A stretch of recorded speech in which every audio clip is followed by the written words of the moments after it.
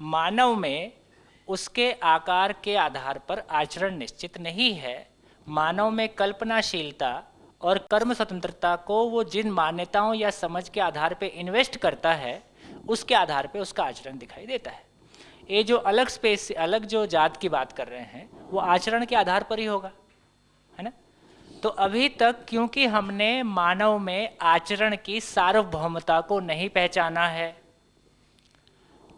जैसे मटेरियल में सबका ISI ISO है, उस ISI ISO के आधार पर हम किसी मटेरियल की क्वालिटी को पहचानते हैं और उसकी जात को पहचानते हैं।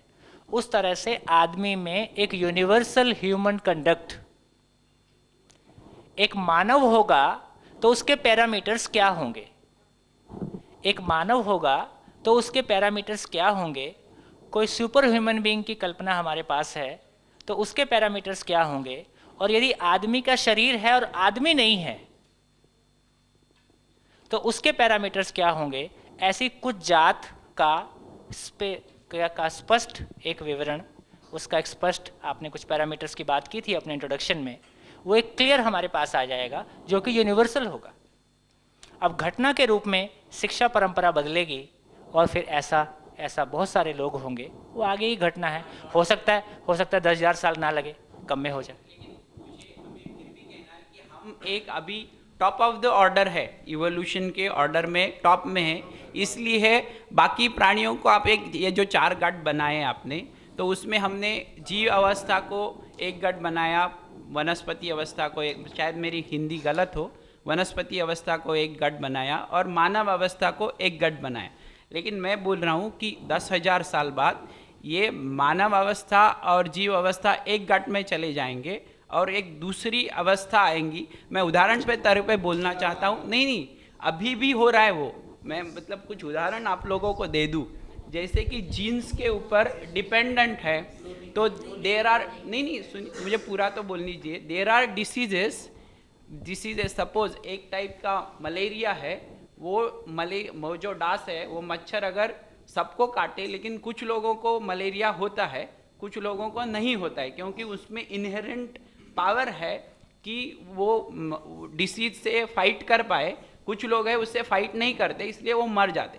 Similarly, whether you believe it और not, they have all the genetic mapping of जितने भी वंश है पूरे पृथ्वी में, वो सब वंशों का जेनेटिक मैपिंग अमेरिकन्स के पास है। तो they can develop a biological weapon which will kill only non white genetic content wala people, and all whites only will survive, and that may lead to a new evolution, whatever, new species, and few humans, a few slaves like us only will remain. That is quite a possibility. मतलब ऐसे नहीं कि मानव का नाश हो जाएगा, नया species का भी जन्म इस पृथ्वी पे हो सकता है। जो कार्य कर रहा है प्रकृति के विरुद्ध है, तो बदल वहीं पर वो बदल की बात आती है। continuous, even person is going, human being is going to change over a period of time. So what sort of his physical characteristics? Another thing is, it is not only a man. For example, some of the mammals like rats, they have developed certain characteristics which can be considered as wisdom. So at present we are considering so-called wise Homo sapiens are only the wisdom bearing, but it is not so. Even the rats are having wisdom. That is, they have evolved. So ये जो हम लोग बोलते हैं कि निरीक्षण करना, उसका एनालिसिस करना और coming to the conclusion, that is becoming the characteristics of even other animals. So we have first diverted man as a wise animal and other are subordinate. It is not so as per nature order. ठीक है, तो मुझको ऐसा लगता है कि शायद थोड़ा सा अभी एक बार हमने मानव को समझने का काम पूरा नहीं किया है ना। तो मानव को समझे बिना हो सकता है इन स्टेटमेंट्स को हम और बेहतर तरीके से कह पाएंगे। तो एक बार मानव को समझने का काम हम लोग पूरा करेंगे और फिर इन सब बातों पे आएंगे। तो एक तो ये होने वाला है, एक तो कम से कम शरीर का जो शेप और साइज़ है ना, इसमें कोई फ़र्क पड़ेगा ऐसा नहीं लगता है। दूसरा, जो आप जो बात कह रहे थे और जब आपने फाइनली कही तो कुछ अलग हो गई। एक तो ये है कि जो नेचुरल आदमी का विकास का क्रम है, उसमें कोई हम कहेंगे कोई समझ के साथ इवॉल्व होना ये एक घटना है, और आदमी का मैनिपुलेटिव मानसिकता या उसके कारण कोई धरती पे विनाश की कोई स्थिति बने, धरती रहने के लायक ही ना बने या कुछ ही लोग रहने के लायक बने, वो सारी फिर बहुत सारी बातें हैं, उसका तो कोई अंत नहीं है। कुल मिला के चाहे अमेरिकन मानव है, चाहे भारत में है, मानव मानव है, वो निरंतर सुखपूर्वक जीना चाहता है, उसका सबको ख़त्म कर देने का भी कुल इतना ही मामला है कि ये सारा नेचुरल रिसोर्स को ये यूज़ कर डालेंगे तो ये सारा रिसोर्स हमारे लिए ही अवेलेबल रहे, है ना, इसलिए बाकी सबको ख़त्म हो जाना चाहिए। कुल मिला के वो भी घटना सुखी होने के अर्थ में उनकी एक अपने डिज़ाइन है। यदि मानव को समझ में आता है कि सुखी होने का डिज़ाइन क्या है और को एग्जिस्टेंस है, तो धीरे धीरे फिर वहाँ भी कुछ बात पलट सकती है ना।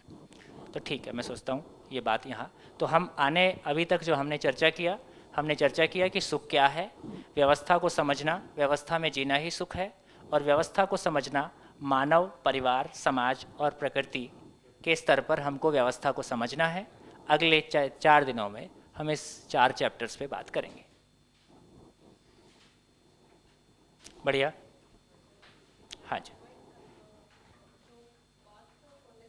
कही उसके ऊपर थोड़ा कमेंट करना चाहूँगी कि ऐसा नहीं है जीव अवस्था, प्राण अवस्था और वो पदार्थ हाँ, अवस्था से मानव को निकाला गया। इसका जो 2 बात सर ने कही अभी, कल्पनाशीलता और एक कार्य प्रणवशीलता, जो 2 मुद्दे हैं, बुद्धिमत्ता और intellectual capacity what we are having is totally different from others, and therefore what way this thing gets developed will decide what type of evolutionary nature of man will. इसलिए मैं उस बारे में अभी कमेंट नहीं किया, क्योंकि अभी कमेंट करना बनेगा नहीं, है ना, अभी हमारा उतना प्लेटफॉर्म खुला नहीं है। थोड़ा सा आगे प्रकृति पे हम बात करेंगे तो उन सारी बातों पे बात करेंगे। हाँ जी, बढ़िया, सब ठीक ठाक हैं, गुड है। ब्रेक कहाँ? 12:30। काफ़ी डिस्कशन हो गया ऐसा लगता है। मेंटल सैचुरेशन हो गया। हाँ जी, बताइए।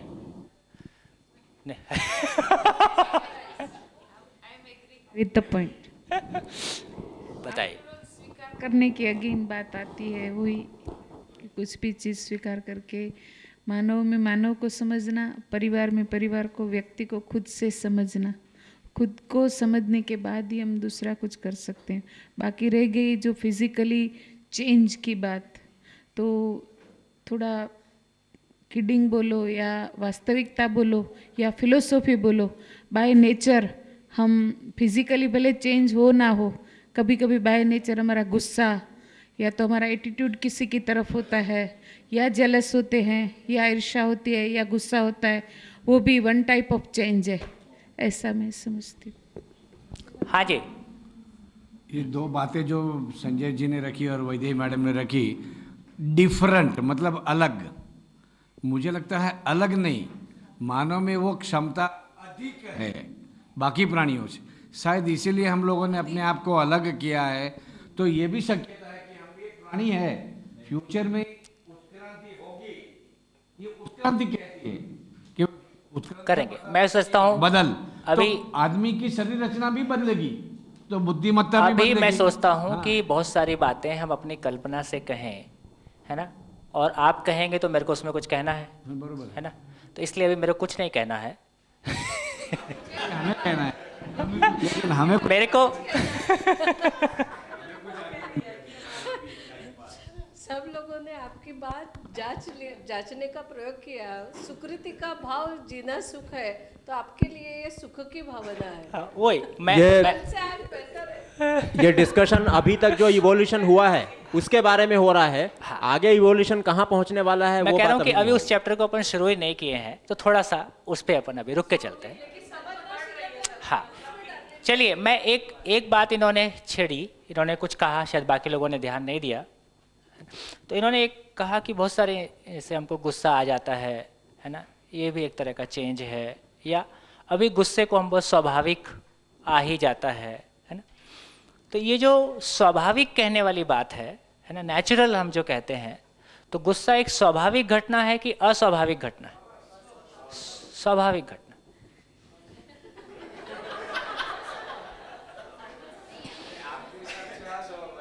है ना। अब देखिए, अब देखिए,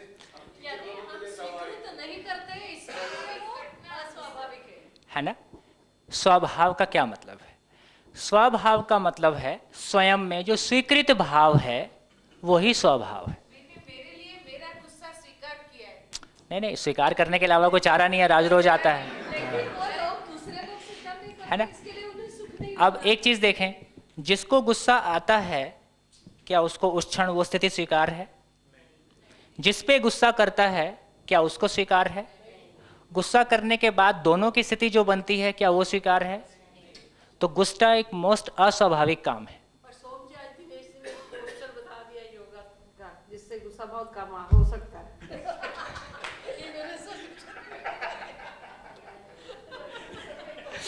है ना। अब एक छोटी सी हल्की फुल्की बात हो जाए कि हम लोगों ने सुख को लेके कुछ बात की और हम सभी लोग अभी समाज के उस वर्ग से हैं जिस वर्ग से कि काफ़ी बड़ा वर्ग नहीं है ना, एजुकेशन में, सुविधाओं में वगैरह वगैरह। तो ये जो सुख की चर्चा हुई और हम अपनी रोज़मर्रा की ज़िंदगी में जो सुखी होने के लिए हम जो भी कुछ कर रहे हैं वो क्या कर रहे थे और ये क्या है, दोनों के बीच में कोई रिलेशन है नहीं है? क्वेश्चन रिलेवेंट है ना। फिर से रिपीट करता हूं, हमने चर्चा किया कि हर मानव सुखपूर्वक जीना चाहता है और सुख को हमने समझने की कोशिश की तो पता चला व्यवस्था को समझना और जीना, और इसके अलावा सुखी होने का कोई चारा है नहीं यदि निरंतर सुख की बात करें तो, है ना। और सुख तो निरंतरता ही है, उससे कम में हम कोई कंप्रोमाइज़, उससे कम में जो भी कुछ है वो एक कंप्रोमाइज़ है, समझौता है जो हमको नहीं चाहिए, है ना। तो फिर आज तक जो हम सुखी होने के प्रयास कर रहे थे वो क्या था?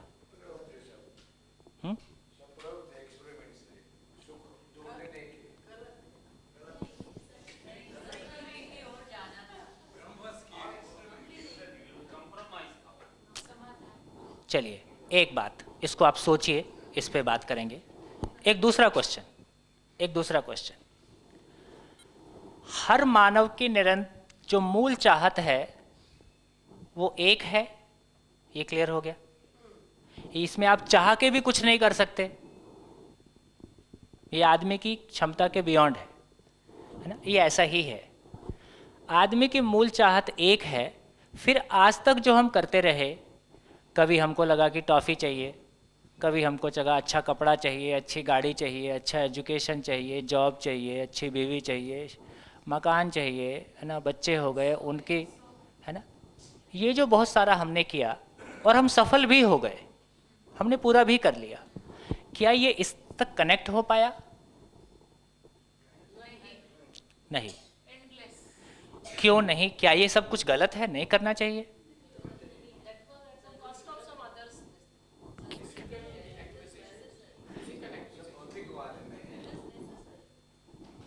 क्या गड़बड़ हो गया?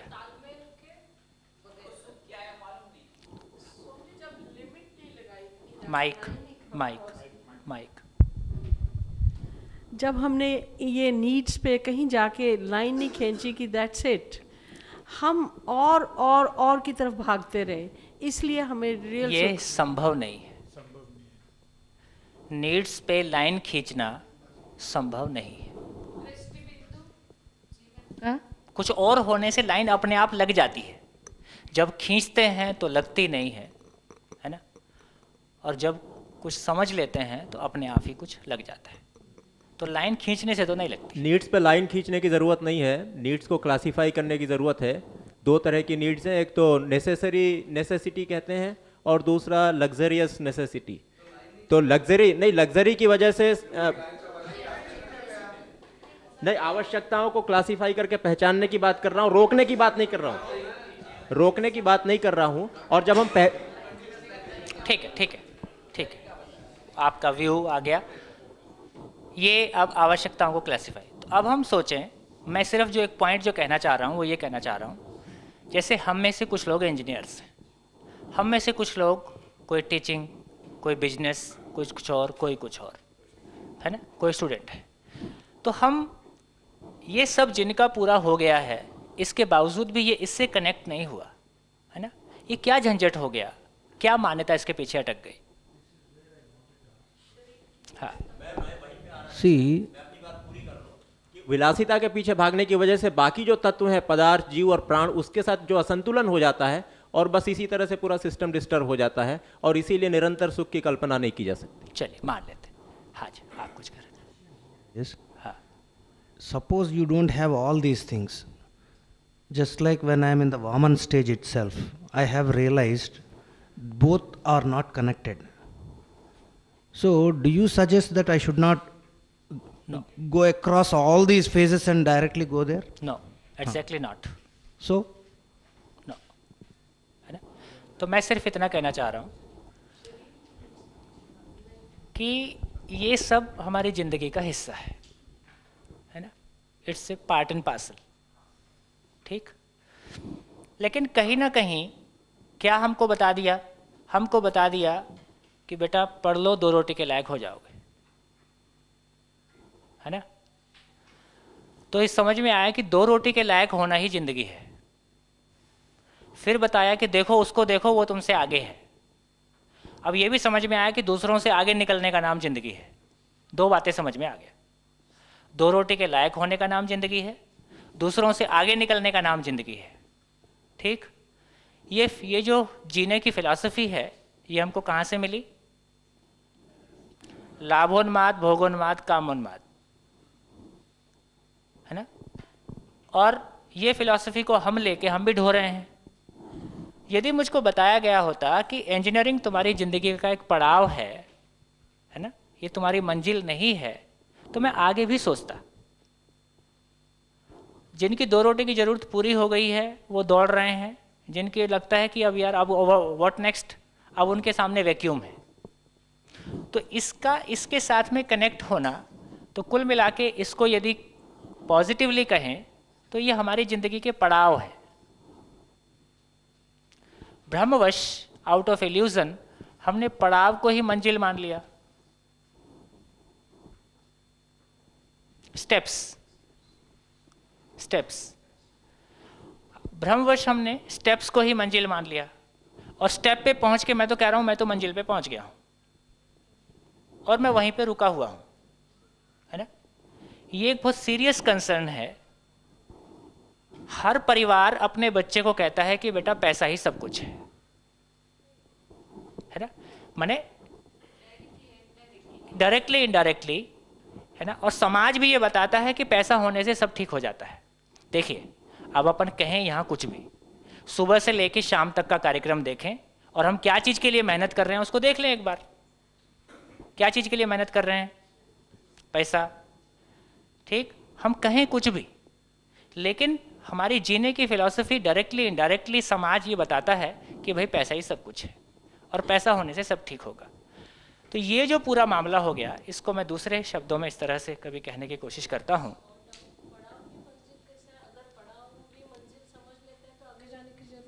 वही तो कह रहा हूँ, यही कन्फ्यूज़न हो गया ना।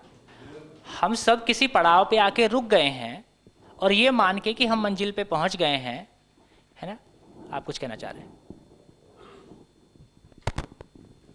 During the interviews with a large number of students, yes, we ask the same question. Right. What is your objective?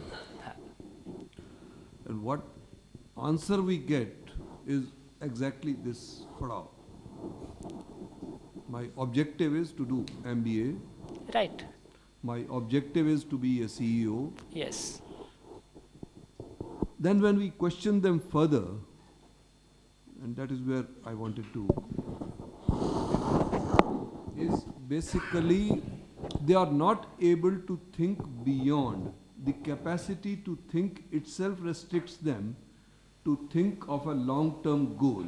When we tell them that your objective in life, is it being a CEO, not having a family, not having children, not having a car or a bungalow or whatever it is? Yes, of course. So they are probably putting that in the words, and they are not able to think beyond, and that is why the padav becomes the manzil temporarily. As you reach a particular milestone, benchmark, you think of the next benchmark, and probably that is That is the nature, and that is also the way we are, you rightly said, educated.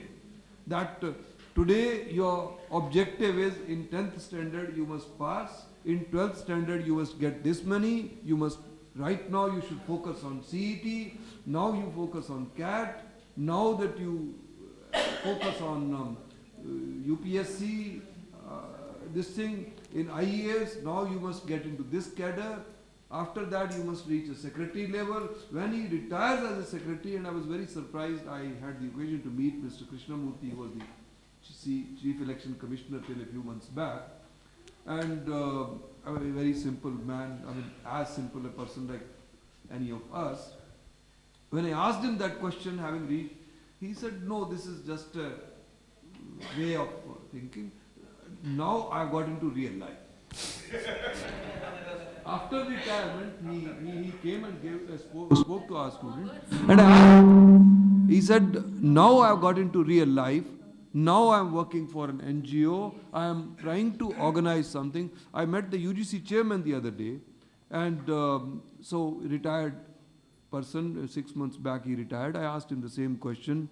He said, no, now I am working for an NGO. They have made an organization called Education Promotion Society of India, under which they are trying to utilize the infrastructure and the academic infrastructure of the institutions in Pune, in and around Pune, to, or in the Western India, to efficiently utilize the academic and infrastructure resources.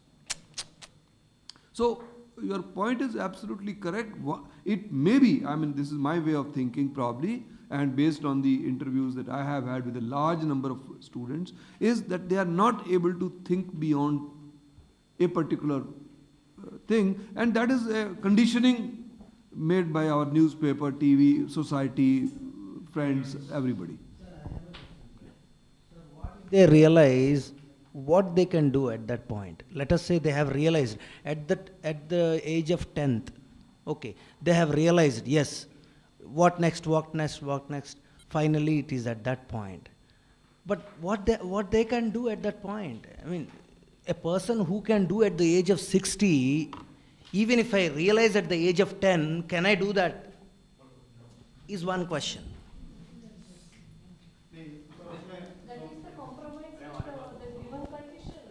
No, it's not a compromise. See, nature has its own laws. If somebody, just 1 second, if somebody is matured at the age of some, can you change that? That's the nature. You take the occurrences of how many maturities are happening at what age. And if you say, somebody has to mature at the age of 2, does it occur? You are thinking something different from the nature of the law, which is not correct. That is the disorderness. That is the disorderness. See, that is what exactly he has brought in. That is Swatantrata, Karya Swatantrata, No. or Kalpanashilta. He has the Kalpanashilta, but he doesn't have the There is no Karya Kalpa. So you mean thinking?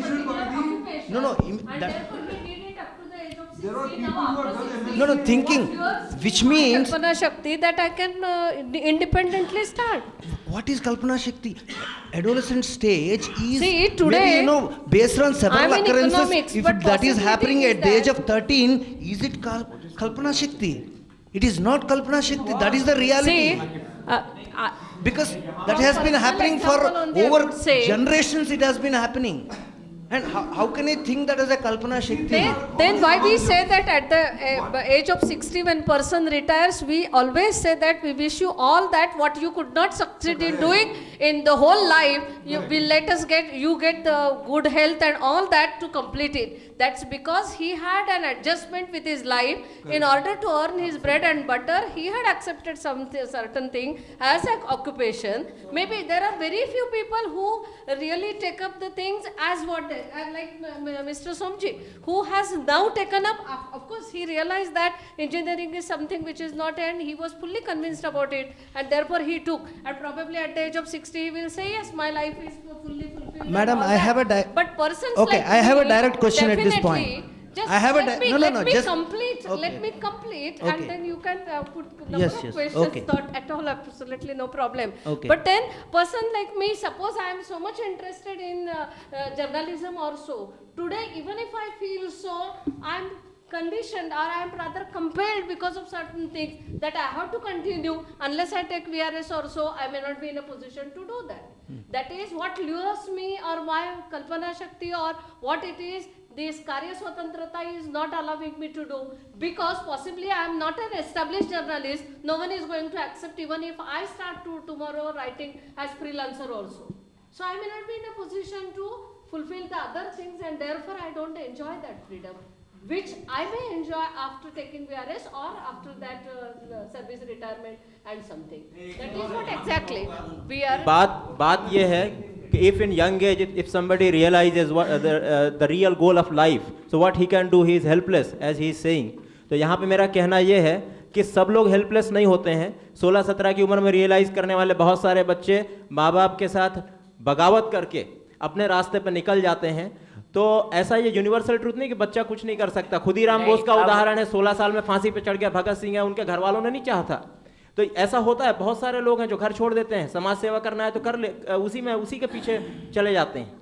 I तो कुछ think लोग we करते are हैं. talking about 2 to 5% people. हाँ, मैं उनकी बात कर रहा हूँ.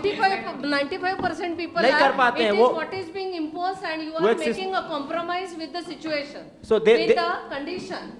Yes. वो जो चल के आ रहा है वही स्वीकार करने में ही अपना सुख है, क्योंकि हम दूसरा अलग सा we like to always flow with the for those flow and with the for those 95% basically we are conducting this type of courses to that let is them what we are realize. Yes. saying. That is why exactly that is Yes, why yes. what he is raising point is about 5%, and what we are talking about is for 95%. हाँ जी, आप कुछ कहना चाह रहे हैं? I wanted to make a point. I think probably this will clear out the web in which we are entangled. What happens is that every society, now let us say this is consumer producing society, consumer goods are being produced. It has its own laws. The economic process has, production process has its own laws, and it is independent of everyone, the person who invests, the owner, and the worker, and the middle management people. Similarly, if we look at that, all this is independent kind of system itself, the society at large, various orders are there. And if we look at the economic process, it will cast its own spell. How many engineers to be produced, which kind of quality, telecommunication or electronics or aero engineering, and management, how many students to be produced, IT, it is the market forces which decide. So there is some laws operating within this framework. And those laws actually give us through the media, through parents, because parents also are a part and parcel of the whole system. And therefore, all these illusions, we stick to these illusory ideas. We stick to them realizing that they are illusory, and we are not able to come out of it. I would like to equate this, for example, till we exceed a certain threshold velocity, we cannot go out of the magnetic field of Earth. This is what exactly happens. And those few people who can transcend these limitations, they obviously will do something which is very absolutely innovative. Age is not a barrier. We do not know. We have to investigate. Yeah, that's not the point. हाँ, तो लगता है कि yeah, शायद yeah. वो जो threshold velocity है ना, वो कुल मिला के समझ ही है, वो आदमी में ही घटने वाली घटना है. अभी कुछ लोगों की वो संस्कार, अभी जिनकी घटती भी है, वो किसी पॉइंट पे जाके हम परेशान होने लगते हैं, निराश होने लगते हैं. मैं भी उनमें से एक हूँ, था, आप भी उनमें से एक हैं, है ना. तो जब तक हमारे पास विकल्प नहीं है, unless and until we have a practicable alternate or a solution or a natural solution, तब तक वो कुछ हम एक हट के दूसरा हट के तीसरा कुछ प्रयोग करते रहेंगे, है ना. लेकिन एक व्यवस्था ऐसी हो सके, एक एजुकेशन सिस्टम ही ऐसा हो सके जहाँ बहुत लोग ऐसा सोच सकें. और सिस्टम, देखिए एक बात है, कार्यक्रम के लिए आदमी या आदमी के लिए कार्यक्रम, क्या ठीक है? और अभी तो कार्यक्रम के लिए आदमी है ना. तो कुल मिला के कार्यक्रम आदमी की तृप्ति का फैलाव है ना. कार्यक्रम आदमी की तृप्ति का फैलाव है. खुश होके कुछ करना या खुश होने के लिए कुछ करना?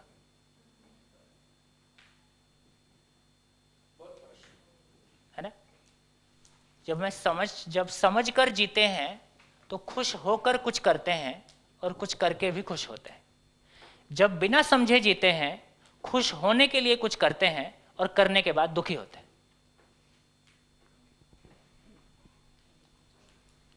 करेक्ट? हाँ जी, आप कुछ कहना चाह रहे थे, माइक ले लीजिए आप। One thing I would like to say, as he has rightly pointed out, at the age of 10th or matriculation, if the person starts understanding, it is the best expected situation. Because as sir has also said, if the person is perhaps UPSC, perhaps CE or MBA, these are the people who are going to become the decision maker. These are the people who are going to set the policy.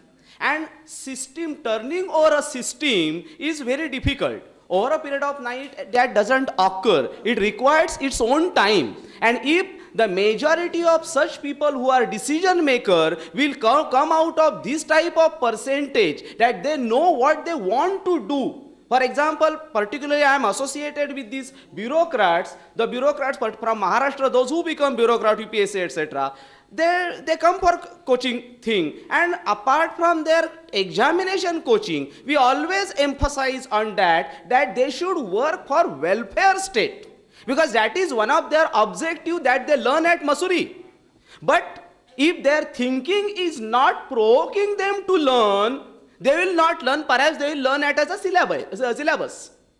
They will forget over a period of 1.5 years, and then when they will go as a bureaucrat, again they will become the part of bureaucracy, the mechanism.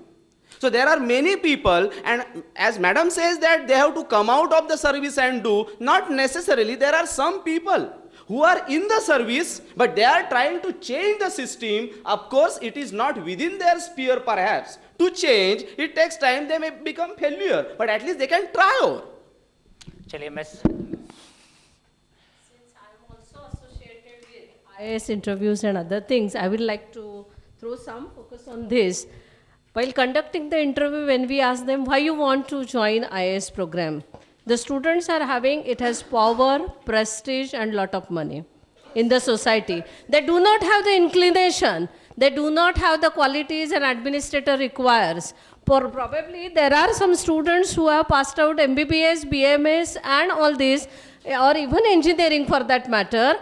Those who have wasted, I can say, at the social cost, that they have wasted the seat of someone else who could have got, and still then they want to join. It means that it is not their inherent capacity as such, but what is the condition that is getting the government's job, so that you have the security as such, and getting prestige and power. So it has nothing to do with person's approach or that latent capacity and all that. That point I wanted to focus here. That is one thing. And what Dr. Verma sir said, I will like to have comment on that. Why we are failing today?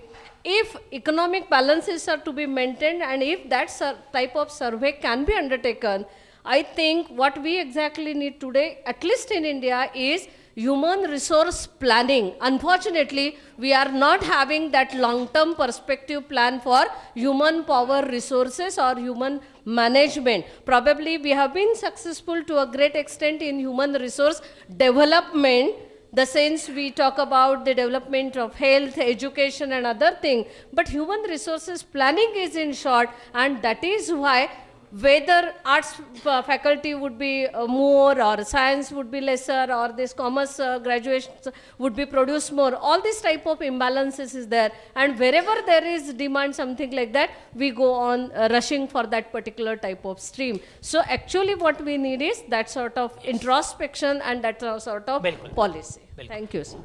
मैं सोचता हूँ, yes please.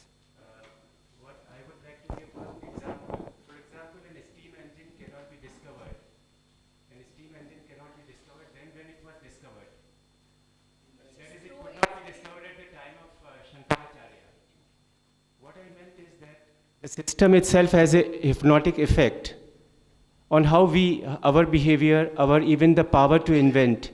We can take the flight of fancy, we can use our kalpana, that is perfectly fine.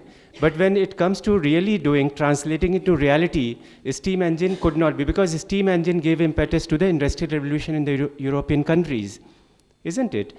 So this is not possible. So what I would like to make a point that the system decides that what kind of bureaucrats are needed.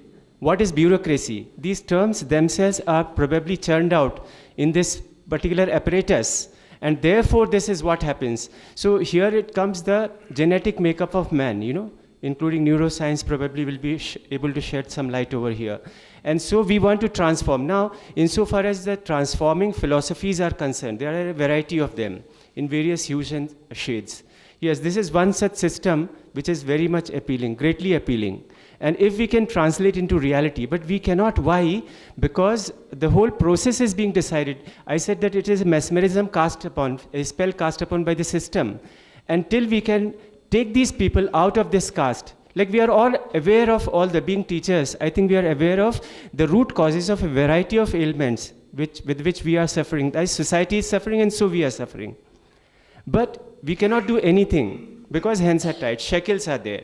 Shackles everybody cannot shed off. It's just not possible because there are a lot of people who cannot give up their comfort. That comfort zone comes in play. And even if these all people come out of with it, whether it is possible, I think there is a mechanism within the system which does not permit us to do it. Like evolution. Evolution is a very slow process. It is a very, very slow process.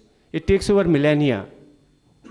Similarly, in societies, and that is why these Sarvabhaumik values can be universal values. Why they are universal? Because there no mutation will take place at all. But here, the transformation within man will take place over a very period of time. And therefore, you have the people who are, who have absolutely control on themselves, and they can think of the future of the humankinds. They are the people who have propounded lots of theories, but we are not able to practice them. So you shed off, you reject Adhyatmas, you reject Vedanta, and so on. I still feel there is a lot there to be gained from there. I would like to say that. However, the theory as you're propounding has got a tremendous appeal. Now, unless we realize this, if we become over-enthusiastic, whether we can bring about that transformation, my basic question boils down to only this. एक बार पूरा देख लेते हैं. Yeah. Because what I believe in is that because of this restraint, like inertia works, if inertia was not there, my car will speed up and then it will hit somewhere, and finally neither car nor the driver will remain. So the system itself is deciding in some way. For example, consumers producing society has been sort of revitalizing itself. With the efforts of all various agencies, you can call them as whatever forces, from the side of the have-nots, from the side of the intelligentsia, and the Masiha of change. So what I feel is now we got to look into the technology, alternative technology and so on, which will actually be fruitful, and that will be able to, using that, probably will come out of our dilemmas, and therefore this rate of change of transformation to be brought about within man's psyche can be tremendous. There could be a catalyst put there, because everywhere now the rate of growth, rate of development, everything is going on with a tremendous pace. The pace is increasing now. So also, of course, the dehumanization and, of course, degradation of forest and resources, everything. And therefore, wars and the next world war, therefore it could be a kind of terminal. I mean, there is no fear. There is no fear. Homo sapiens will definitely override the waves, howsoever high they could be. Thank you. इसी से संबंधित एक बात छोटी सी कि bureaucracy के बारे में बात हो रही है, चेंज या परिवर्तन की बात हो रही है. कहा जाता है कि आईएएस लोगों के पास बहुत पावर होता है, चाहे तो बहुत कुछ कर सकते हैं. लेकिन अनुभव हमारा ये है कि जिन्होंने भी सिस्टम से हट के कुछ करने या सोचने या करने की कोशिश की है, बहुत जल्दी उनको सिस्टम से बाहर आना पड़ा है. उन्होंने रिज़ाइन किया, धर्माधिकारी जैसे बहुत सारे उदाहरण मिलते हैं. तो मैं ये जानना चाहता हूँ कि मानवकृत व्यवस्था का अंग रह के चेंज या परिवर्तन संभव है, या उसके लिए मानवकृत व्यवस्था से बाहर आना ज़रूरी है, जैसा कि आईएएस लोगों के साथ सबके साथ हुआ है. बहुत सारे उदाहरण हैं.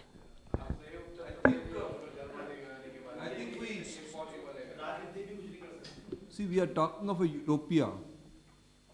We are an evolutionary economy, just coming out of 3.5% growth rate of the country, just 50 years of independence, with a per capita income of just $600 per annum per person.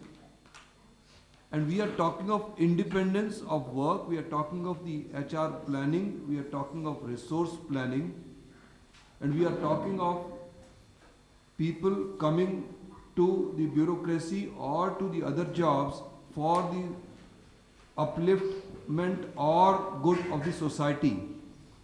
I think these noble thoughts come to the mind once your stomach is full, and stomach of all the people around you, as I think he has put in this, is full within the system.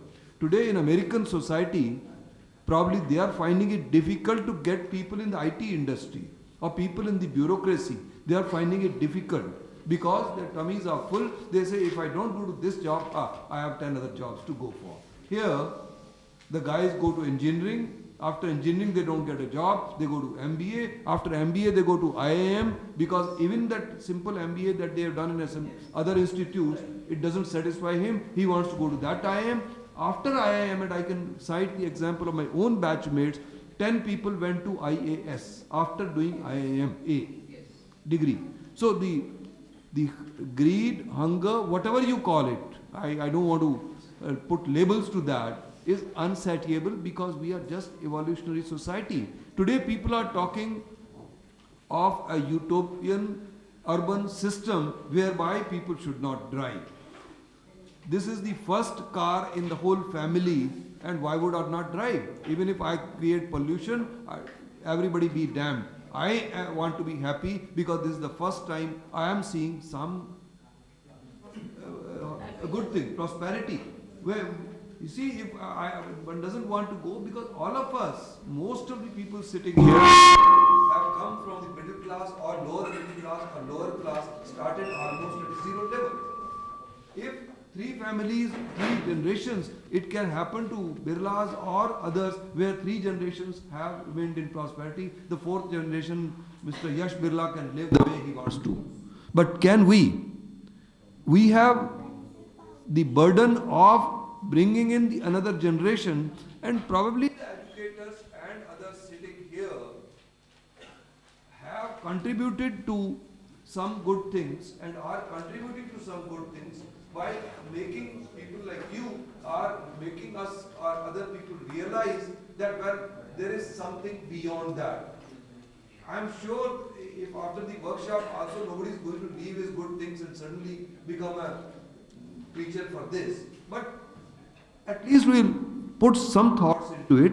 And as I said, ultimately it is the society's prosperity which will make people feel that yes, my prosperity alone is not good enough. The prosperity of the whole system is what is required. And that happens once the country gets to a particular level. And as you rightly said, I think you are pointing out a very beautiful thing, that in getting there, should we spoil the whole thing much worse? And therefore we should keep this in mind while getting that prosperity. I think that's the essence. मुझको लगता है कि lunch के time की तरफ हम लोग बढ़ रहे हैं.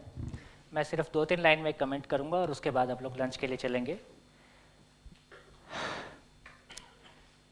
एक तो ये चाहिए शब्द अब नहीं चलेगा, ठीक? मैंने एक बार भी चाहिए शब्द नहीं कहा. चाहिए शब्द मैं 7 दिन में एक बार भी नहीं बोलूंगा, है ना?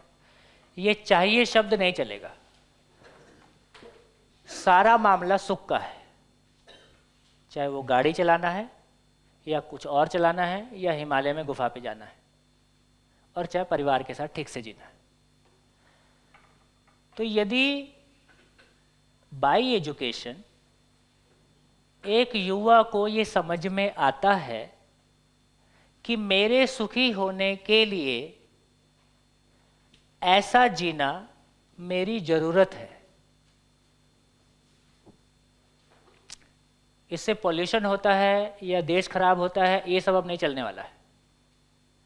मेरे सुख पूर्वक जीने के लिए खुद में सॉल्यूशन के साथ में जीना परिवार में प्रॉस्पेरिटी के साथ में जीना, समाज में फियरलेसनेस का होना और कोएग्जिस्टेंस का होना मेरे सुखपूर्वक जीने के लिए मेरी ज़रूरत है, मेरी बाध्यता है, मेरी खुशी भी है, और ऐसा ही मैं जीना चाहता भी हूँ, और वो जीने का कॉम्पिटेंस भी एजुकेशन उसको दे।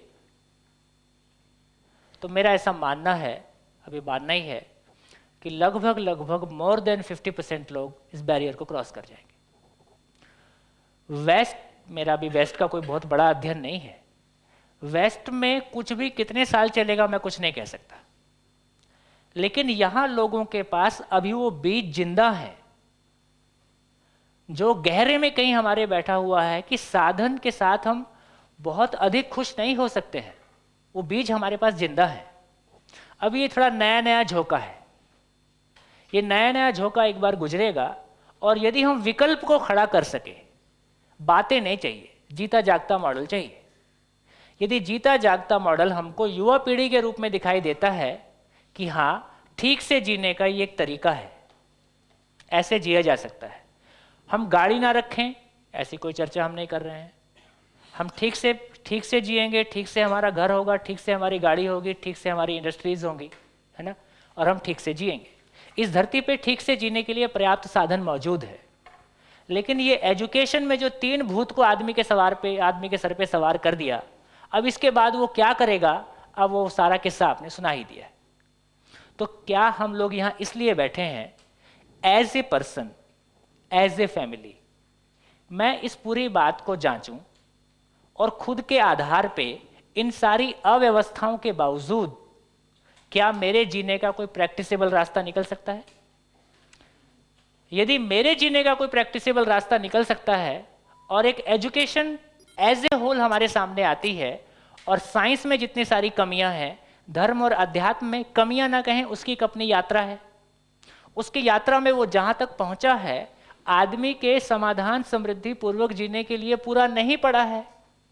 यदि ये बात आदमी के समाधान समृद्धि पूर्वक जीने के लिए पूरा पड़ती है और प्रैक्टिसेबल है और बाय एजुकेशन प्रैक्टिसेबल है, तो ये सबके लिए पूरा पड़ती है ना।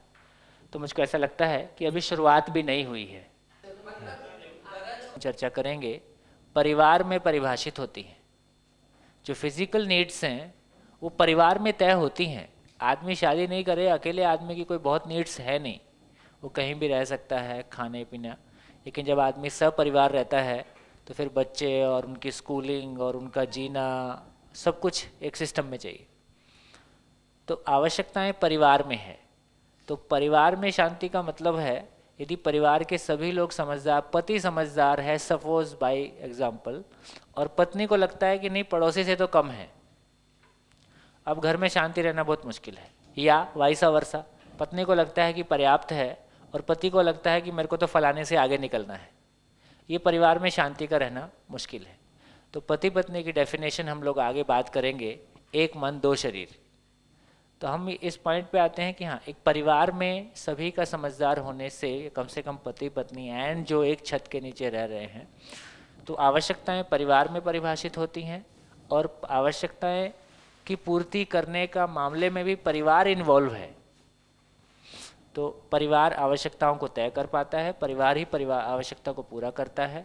आवश्यकता से अधिक के भाव को हम आवश्यकता से अधिक के भाव में जीते हैं, इसका नाम समृद्धि है। समाधान समृद्धि पूर्वक जीने से परिवार में शांति है। सभी परिवार समाधान समृद्धि पूर्वक जी सकें, इसके लिए समाज में व्यवस्था एक आवश्यकता है। बहुत सारी चीज़ें हैं जो हम खुद तय नहीं, माने अपने लिए नहीं तय करते हैं। हम गाड़ी खरीद के लाते हैं तो हम रोड हम नहीं बनाते हैं, रोड पहले से बनी हुई है, उसके बाद हम गाड़ी खरीद के ले आते हैं। तो बहुत सारी चीज़ें हैं, फिर चाहे एजुकेशन, फिर जो मानवकृत व्यवस्था की जो बात आती है, तो यदि सारी व्यवस्थाएं ठीक नहीं हैं तो ये परिवारों को सुखी रहना संभव नहीं है। तो सभी परिवार की सभी आवश्यकताएं पूरी हों, इस अर्थ में व्यवस्थाएं का ठीक होना एक आवश्यकता है। तभी परिवार अभयपूर्वक परस्पर विश्वास के साथ में जी सकते हैं। तो एक तो वो धरातल है कि जो स्वयं की अनुभूति और स्वयं की चेतना का धरातल है, उस धरातल पे एक व्यक्ति का सुख शांति संतोष आनंद को महसूस करना एक घटना है। समाज में सुख शांति संतोष आनंद की परंपरा हो, इसके लिए मानवीय व्यवस्था एक आवश्यकता है। तो स्वयं के धरातल पे चीज़ों को महसूस करना, उसकी निरंतरता के लिए समाज में व्यवस्था के रूप में होना भी एक आवश्यकता है। इससे उसकी निरंतरता सुनिश्चित होती है। धरातल means consciousness level. Animal instinct के साथ में जीना एक धरातल है, ह्यूमन कंसाइंस के रूप में जीना एक धरातल है, मानव, देव मानव, दिव्य मानव, फिर ये और धरातल, ऐसे इसको धरातल शब्द को यहाँ इस्तेमाल कर रहे हैं। चलिए, मानव में सुख बोले उसी तरह समाज में संतोष, मानव में सुख, सुख चाहिए, परिवार में शांति हो, तो वैसे ही समाज में संतोष, ऐसा बताया। समाज में परस्पर विश्वास होने से, अभय होने से संतोष की परंपरा सुनिश्चित होती है। समाधान बराबर सुख, समाधान समृद्धि बराबर शांति, समाधान समृद्धि अभय बराबर संतोष, समाधान समृद्धि अभय सहअस्तित्व बराबर आनंद। ये मानवीय परंपरा के अर्थ में, और इस पे आगे बात करेंगे। चलिए, तो हम लोग इस पॉइंट पे थे और हम लोग एक चर्चा कर रहे थे कि परिवार परंपरा और शिक्षा परंपरा हमको जो देती है, एक तो पैसा ही हमारी आवश्यकता है, ऐसी एक बात, सुविधा हमारी आवश्यकता है, ऐसी एक बात, और दूसरों से आगे निकलने में अपनी पहचान है, ऐसी एक बात। जैसे एक माँ अनजाने में कहती है कि फलाना को देखो, उसके मार्क्स तुमसे ज़्यादा आते हैं, वो पढ़ने में तुमसे ठीक है। इंटेंशन ये है कि हमारा बच्चा भी उस पर ध्यान दे सके, है ना, इंटेंशन ये है। लेकिन कन्वे ये हो जाता है कि मैं दूसरे से कम हूँ और दूसरे से अधिक होना ही सफलता है। तो दूसरे से अधिक होना सफलता है, ये उसकी ज़िंदगी जीने की फ़िलॉसफी के रूप में चला गया। अब सारी ज़िंदगी वो किसी के साथ जी नहीं पाएगा, हमेशा दूसरों से कम है या दूसरों से अधिक है। तो अनजाने में बहुत सारी चीज़ें हैं जो ट्रांसफ़र हो रही हैं। इस रूप में हमने देखे तो हमने इस बात को, ये काफ़ी सेंसिटिव मुद्दा है, और जैसा कि सर ने काफ़ी इसको एलेबोरेट किया या बाकी लोगों ने भी इसको काफ़ी कहा, इसको एक दूसरे रूप में कभी कभी मैं कहता हूँ, और इसको आज फिर इसको रिपीट करता हूँ कि जैसे एक आदमी अपने सुख की यात्रा पर निकला, रायपुर से निकला और उसको सपोज़ दिल्ली पहुँचना है, बम्बई पहुँचना है, जहाँ सारा सुख है, एक मान लेते हैं एक मंजिल के रूप में, और रास्ते में नागपुर पड़ता है। नागपुर का स्टेशन काफ़ी बड़ा है, और नागपुर का स्टेशन देख के मुझको भ्रम हो जाता है कि मेरी मंजिल आ गई है, दिल्ली आ गया है, और मैं नागपुर में उतर जाता हूँ। किसी होटल में जाके ठहरता हूँ और सुबह उठता हूँ और रिक्शे वाले को बोलता हूँ, कहाँ चलो? संसद। ये नॉइज़ करता है। संसद चलो। अब रिक्शे वाला भी नया था, वो भी घुमाता है पूरे शहर में, संसद ढूंढता है। शाम को वापस दोनों होटल लौट आते हैं और संसद नहीं मिलता है। अगले दिन फिर सुबह निकलते हैं संसद की तलाश में, संसद मिलेगा?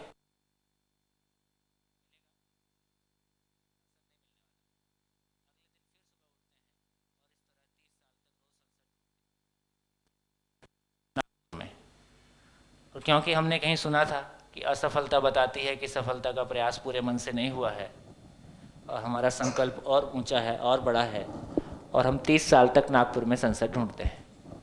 संसद तो मिलना नहीं है, होटल का कमरा, उसका खाना पीना, उसको ऐशो आराम, कुछ सुख भी है ही है। तो कुल मिला के हमारा निष्कर्ष क्या निकला? निष्कर्ष निकला कि सुख दुख साथ साथ है।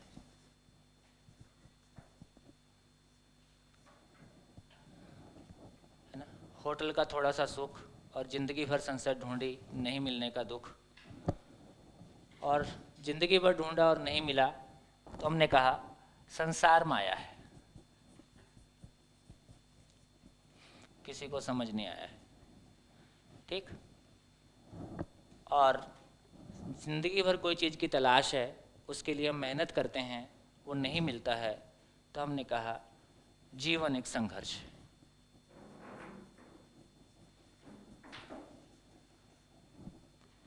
ये अंतिम ज्ञान सबके पास सुरक्षित रहता है, जिसको युवा पीढ़ी सुनना नहीं चाहती है।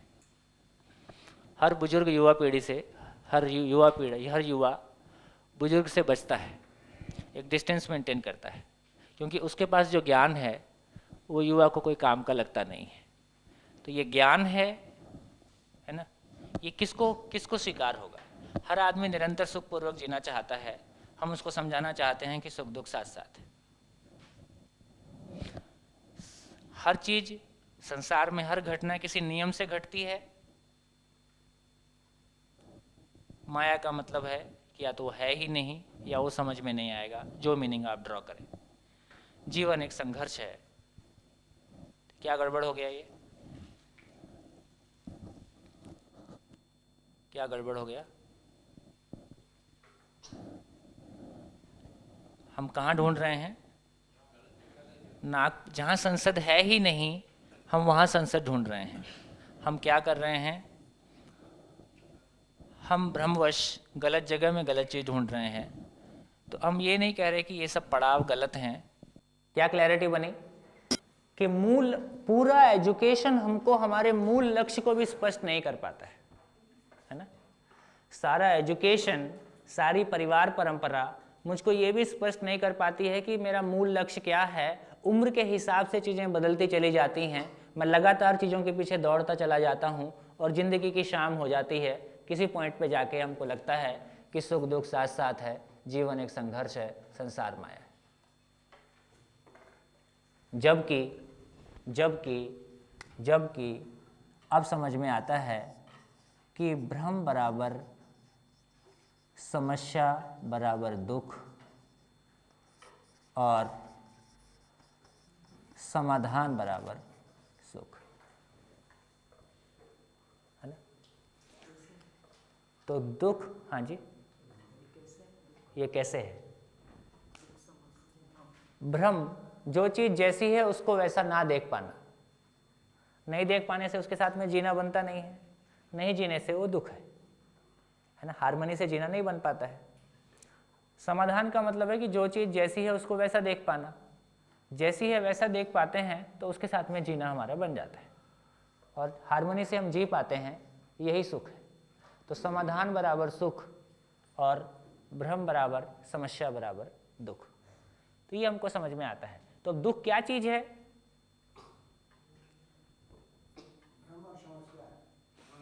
हाँ, तो दुख मात्र सूचना है कि समाधान का अभाव है, और समस्या है तो समाधान है ही। समस्या है तो समाधान है ही, क्योंकि एग्जिस्टेंस में कोई समस्या नहीं है ना? समस्या does not exist, है ना? The only thing is we are not able to understand the things as they are. हाँ,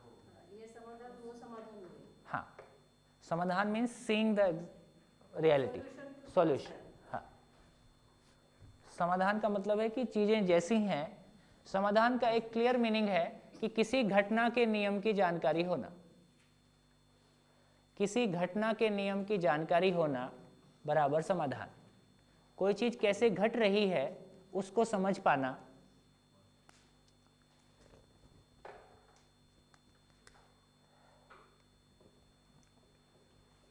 तो अभी के लिए कंक्लूजन कि भ्रमवश हम किसी एक पड़ाव को, स्टेज को, जो हमको परिवार से मिला, परंपरा से मिला, है ना, उसको हम अपनी मंजिल मान के और कहीं ऐसी जगह रुक गए हैं। और जिंदगी, तो मेरी मूल चाहत निरंतर सुखपूर्वक जीना है। हर मानव का लक्ष्य समाधान, समृद्धि, अभय के साथ में जीना है। ये हमको देना परिवार परंपरा और शिक्षा परंपरा। तो हमने जहाँ से बात शुरू की थी, क्यों जीना है? निरंतर सुख की तलाश है। भाषा आप कुछ भी दे लें, कुल मिला के एक सुख की निरंतरता की तलाश है। और सुख की डेफिनेशन से पता चला कैसे जीना है,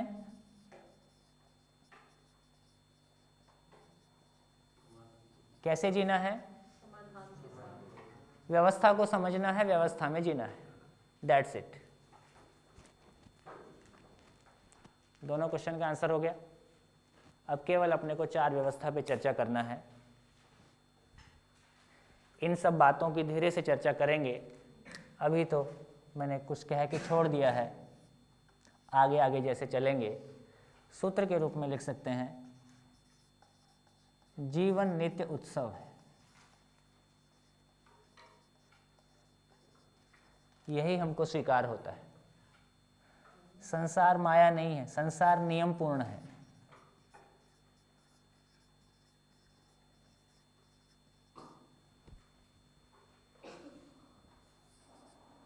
और सुख दुख साथ साथ नहीं है, सुख ही सुख है, दुख मात्र सूचना है कि समझ की कमी है, समाधान का अभाव है।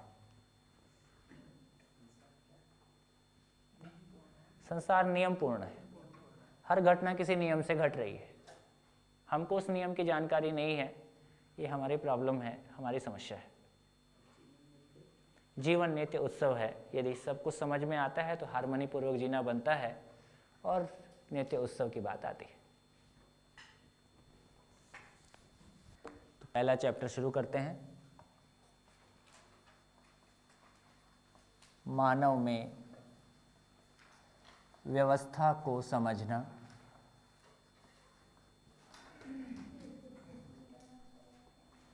जीना।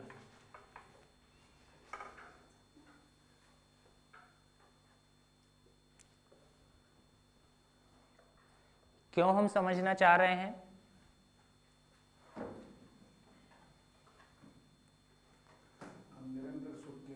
हाँ, और यदि मानव की समस्त आवश्यकताएं पूरी हो सकें तो वो सुखपूर्वक जी सकेगा, है ना। यदि मानव की समस्त आवश्यकताएं पूरी हो सकें तो वो सुखपूर्वक जी सकेगा, ऐसा हमारी स्वीकृति है। समस्त आवश्यकताएं, ठीक। तो एक मानव की आवश्यकताओं के बारे में चर्चा करते हैं। मानव की आवश्यकताओं को गिना जा सकता है कि नहीं?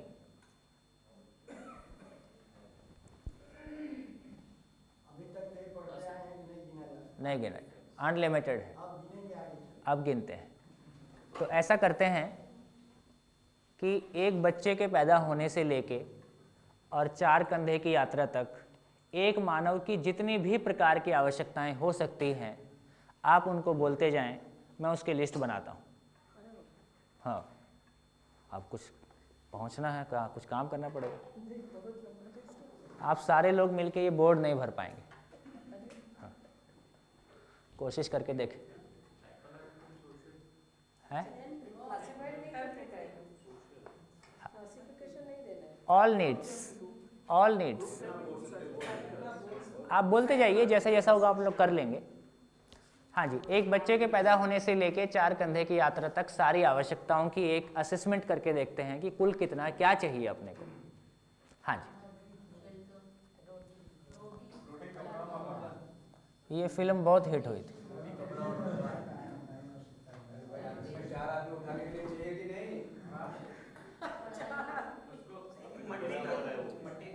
थोड़ा आप लोग माइक से बोलेंगे।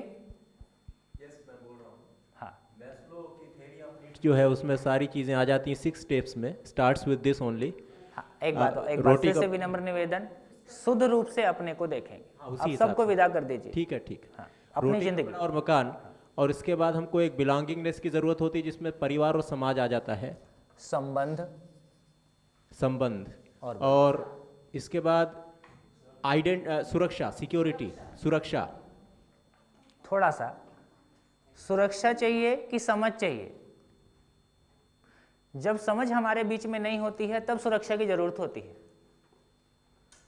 राइट। तो सुरक्षा हमको समझ चाहिए। समझ, अगर सब में समझ है तो फिर सुरक्षा असुरक्षा का सवाल नहीं है। फिर सवाल नहीं। हाँ जी, मूल में क्या चाहिए उसको पहचानते हैं। हमको शिक्षा, अब शिक्षा के बारे में बड़ा झंझट पैदा हो गया है। तो हमको एक तो स्किल एजुकेशन चाहिए और एक समझ चाहिए। ये 2 क्लियर डेफिनेशन कर दिए। स्किल के लिए एक शिक्षा चाहिए, स्किल्स के बारे, और समझ के बारे। हाँ जी, इस difference between the skill and the education. हाँ जी, Education is the concept behind the skill, and skill is the practical aspects of implementation of that. Yes. ठीक है। अब इसको अपन थोड़ा सा ऐसा कर लेते हैं कि मानव का मानव और प्रकृति के साथ तालमेल पूर्वक जीने के लिए जो कंटेंट है उसका नाम समझ है, ठीक। और अपनी रोजी रोटी, अपने शरीर की ज़रूरतों को पूरा करने के लिए हमको किन्हीं स्किल्स की ज़रूरत है ना। उसको उसके बिहाइंड कोई कॉन्सेप्ट होगा, कोई बात होगी तो वो भी उसमें शामिल कर लेते हैं। इसमें शायद एक पॉइंट ऑफ व्यू था। हाँ, जब आप यूथ को सीधा स्किल पे छोड़ देते हैं, जो कि आज हम let us say we are doing in the engineering curriculum, he is not able to appreciate the larger picture. So sir ये I mean you are including samajh in the education and also samajh in the suraksha. skills in the light of in the light of samajh covers. And suraksha, even if you fulfill his needs, there is somebody whose needs are little more and there is an imbalance between his needs and the other person's needs, therefore suraksha again may be required. ठीक है, जितना समझ का कमी है उतना सुरक्षा की भरपाई उससे करने की कोशिश हम करते हैं, ठीक है। लेकिन मूल में तो कुल मिला के समझ चाहिए। हाँ जी। इसके बाद मेरे हिसाब से दो चीज़ें बचती हैं। हाँ। एक तो रिकग्निशन, जिसको पहचान कहते हैं, और लास्ट है मेरे हिसाब से सेल्फ एक्चुअलाइजेशन, यानी अपनी क्षमताओं के हिसाब से परफॉर्म करने का मौका, अपॉर्चुनिटी, यानी अपनी क्षमताओं को सार्थक करना इस दुनिया में। पहचान नहीं, सही अर्थ में पहचान वही, फुलफिलमेंट, जिससे सेंस ऑफ फुलफिलमेंट, समझ, फिर वो समझ। हाँ हाँ जी, माइक इस्तेमाल करेंगे। स्वास्थ्य को ठीक रखने के लिए जो भी चाहिए, स्वस्थ रहने के लिए जो भी चाहिए। स्किल्स तो बच्चे में किसी में भी होनी चाहिए। हाँ, ठीक है। स्किल में वो चीज़ें तो नहीं सिखाएंगे उनको। इससे it is in broader sense. अच्छा, दैट विल इंक्लूड। साक्षरता अभियान इसमें शामिल। सम्मान इंटरचेंज का पार्ट नहीं है। सम्मान अल्टीमेटली वही है, वही। हाँ। आप कुछ कहें सम्मान नहीं। हाँ जी, हाँ जी। एंटरटेनमेंट चाहिए कि सुख चाहिए? सुख के अभाव को हम एंटरटेनमेंट से पूरा करने की कोशिश करते हैं, पूरा करने का एक असफल प्रयास करते हैं। सही अर्थों में देखिए, खूब एक सिंपल एग्जांपल हम देखते हैं। दो बच्चों के बीच में दोस्त आ जाता है, अब खिलौने की जरूरत उतनी नहीं रहती है, या खिलौना हम दो लोगों के खेलने के काम आता है। माने दो लोगों के बीच में यदि हार्मनी है, मेरे खुद के भीतर यदि हार्मनी है, फिर उस तरह की ज़रूरतें मुझको नहीं हैं। तो बेसिकली हमको सुख की ज़रूरत है ना। मनोरंजन से भी हम किसी सुख को ही एक्सपेक्ट करते हैं। हाँ जी, प्लीज़। हाँ, सबके साथ शेयर करें। हाँ जी, वही सुख हो गया ना महाराज। सुख सुख सुख। हाँ जी, और बताइए। आत्मविश्वास।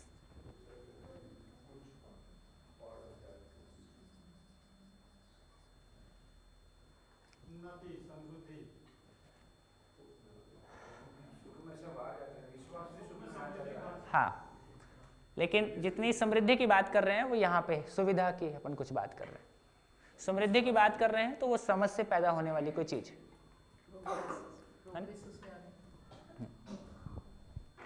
ठीक, और बताइए।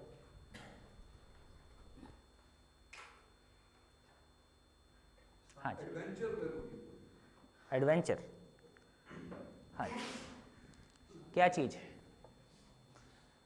चलिए एक लाइन लिख देता हूँ, वो काफ़ी कुछ एक्सप्लेन करेगी।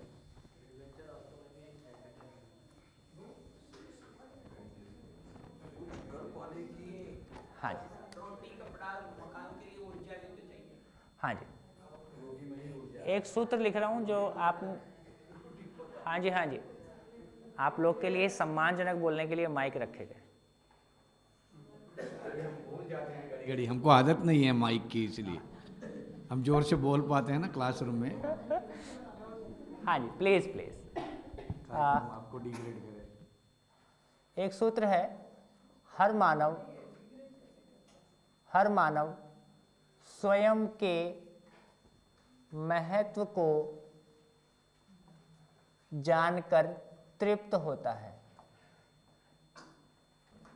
हर मानव स्वयं के महत्व को जानकर तृप्त होता है। ठीक?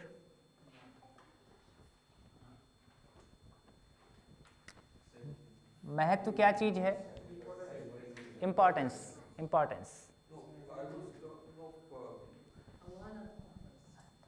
उस किसी चीज का महत्व उसकी उपयोगिता है। पेन का महत्व पेन की उपयोगिता है। मानव का महत्व मानव की उपयोगिता है। मानव की उपयोगिता क्या है? मानव की उपयोगिता समाधान और समृद्धि पूर्वक जीना, स्वयं परिवार के रूप में जीना और दूसरों के समाधान समृद्धि पूर्वक जीने में सहयोगी होना, ये मानव की उपयोगिता है।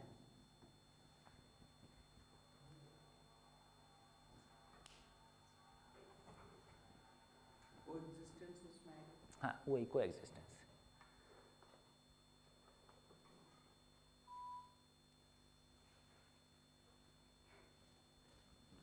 इस कैनवास पे देखें तो इसमें हर इकाई उपयोगिता पूरकता के अर्थ में है।